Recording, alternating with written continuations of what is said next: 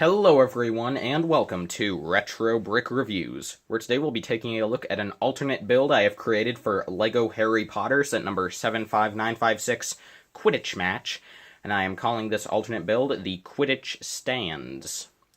Of course, this is supposed to sort of represent like what the Spectator stands would be for Quidditch, but then I also created a couple of little like smaller towers over off to the side for some reason. Basically, just because I had the parts left over and I didn't actually have the parts to finish the stands. Like, have them go all the way across to here, and this was too short, so I just added these. Oh, and then you also have, like, a concession stand in the back and the scoreboard, because, like, I don't know, I was bored, I guess, and I had parts left over, I don't know.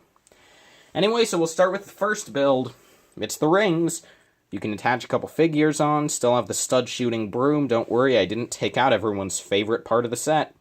But yeah, you have your three rings, it's on a base, it works. Now let's move on to the next stuff. I'll just go with this other stuff off to the side. You have your Quidditch chest. Since we already have a quaffle and a bludger in use, here we just have a single bludger in there, because unlike the actual set, I wanted to be faithful to the amount of Quidditch balls. Then here you have a trophy stand. Yeah, you can see it. Then we have this little sort of table where they're selling t-shirts for the houses. Up here you have Ravenclaw and Hufflepuff, although of course I would recommend that you just use the tiles for the two houses you're not using, obviously. And then underneath we just have some other colors. This brown would actually just be the table itself, with the green sort of being draped over it. So yeah, that's a side build. Anyway, now let's move on to the actual stuff we've got here. We'll start with Gryffindor, because why not? I'll just shove all these lads off to the sides. Okay, so Gryffindor stands. Whoa, that's a bit too far in. Zoom out a bit there, Missy. Okay, first thing at the back, we just have an attachment point for a clear rod where you could pose a figure. Or if you wanted, you could also just pose a Quidditch ball, just doing its thing. But I'll pull that off so we can get a better look in at this. First, over here, we have a flag. And then for the main section of stands itself, you can see that down below, I created some nice little red and yellow patterning. And the stickered yellow parts, I actually used the Hufflepuff stickered parts, the 1x4x2 panels from the Hufflepuff build tower, but only showing the yellow part so it fits with the Gryffindor scheme. So that's a thing. And then up here, we have just a couple rows of seats. Top row, you just have a single stud each. This is where you would put your short figures, or you could also put your mid-leg figures here, and I think it still looks pretty natural. And then up the top row, you have two seats. So here you could seat like actual like people that you want to watch the match. Since I have him here, I'll just put Marcus Flint, because, like, why wouldn't he watch in the Gryffindor stands? Makes total sense. Oh. Or you could also put your mid-leg figures here. Again, like Dean Thomas. Quality Gryffindor mate. But yeah, anyway, so yeah, that's the thing. Over here we just have this small tower. Used the large Gryffindor panel piece. Of course.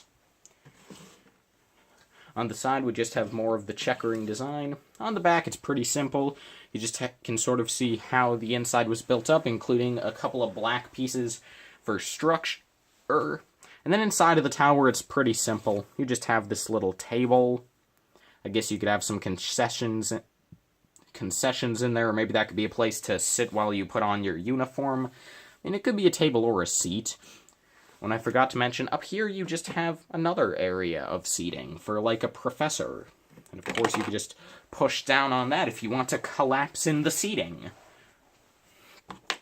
Oh, and if you're an absolute madman, you could just take out these black bricks when you assemble this. And then if you push down in the middle, you could just snap it in. Boom, kill everyone, you're a monster. Get out of my house, mate. Stop killing people. But yeah, so I mean, I suppose that would be for, like, if that could be for, like, That could be in the scene for Chamber of Secrets, the movie, where, like, Like, Harry and Draco are flying through the stands and they knock down the seats and, like, I don't know, Colin Creevey probably dies or something.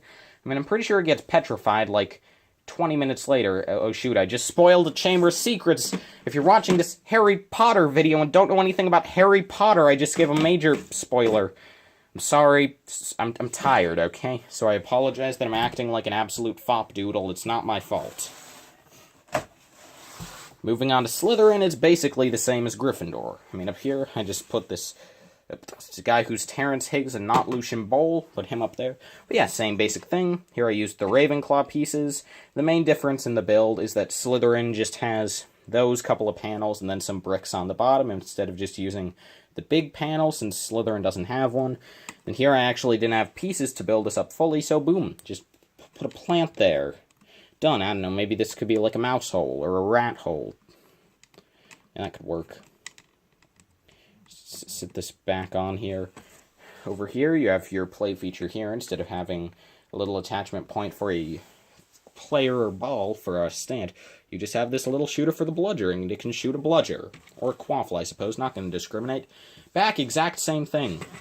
Oh, and then for the fire feature, I was lazy, so I just built up this, just a plate, and then the two pieces that actually make up the fire from the actual set. So you could just stick this in between the stand and Snape's legs. Bam! Last thing is the Spectator place stand and the concession place stand. We'll start up on top. Why'd I say Spectator? This is for like the refs and stuff. And way up here you have the scoreboard, the pieces for Gryffindor and Slytherin, and the megaphone. At the back, there you have the receptacle for the megaphone, and this means that yes, it is Lee Jordan time. Except, I mean, you know, Lego never made a Lee Jordan, so I'll just take Dean Thomas and pretend he's Lee Jordan. Oh, wait, give me a sec. Okay, guys, see, it's totally legitimate dreadlocks. Lee Jordan here. Definitely dreadlocks, not like vampire hair. And we could just sit him in here. Put his arms down if we actually want this to work. Attach his legs on.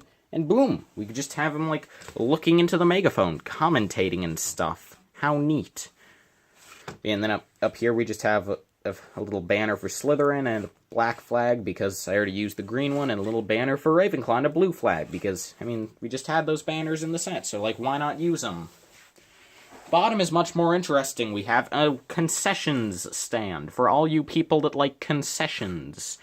You can see some stuff for sale, including some 1x1 tiles representing some candy, a blue brick, and a yellow tile. Did I say tile? I meant plate, and a yellow plate representing some candy or a jar. This red stud and tile could be a candy, and this thing could be a big jar of candy. I don't know, maybe there could be, like, other stuff as well if you're not a big candy fan.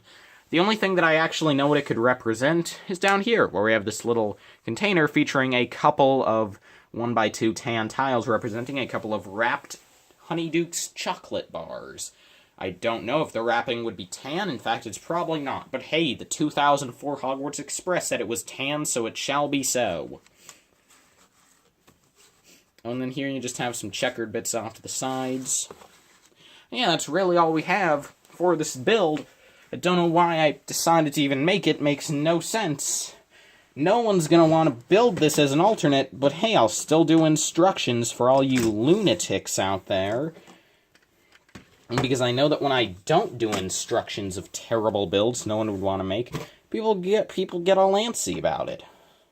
And I'm sorry, I'm just very tired, as I've mentioned several times. I don't want to do this. So yeah, I'll make instructions now so I don't have to pay repercussions later. I already have Marcus Flint sitting down from earlier, so he can just watch the game he's playing in. And Wood can just monitor the hoops by himself. And then there's this stuff as well. Don't feel like setting it all up. I'm tired, okay? And I need to get, like... I have a lot of stuff to do. Didn't really even have time to make this video, but I made it anyway. Okay! Good night, everyone! Sleep tight.